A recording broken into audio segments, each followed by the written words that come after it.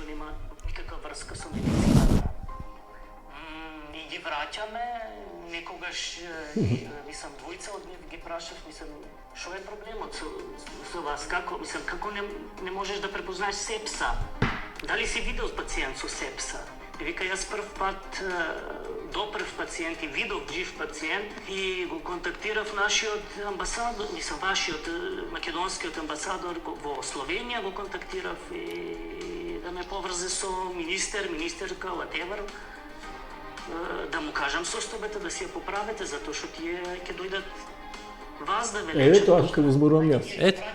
Значи, слушајте, во Словенија им доаѓаат доктори, завршени луѓе, дипломци, академски граѓани. Не знае сепса. Не знае што е сепса, не видел пациент. Добро, тоа значи потврдува ова моја Апсолутно, констатација. само сакам да ви го покажам ова што го зборуваме сега дека е. Ама тоа ја не измислам топла вода, тоа е разработен модел. Мафијашкиот модел е да ја уништи од државата, да краде од државата.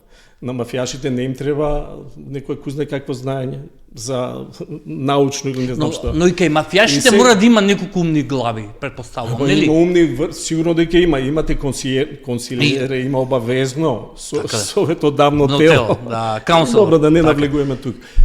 Доаѓаме до причината зашто секоја година е полошо од колку што од ослободувањето. Од претходната. Да, до сега.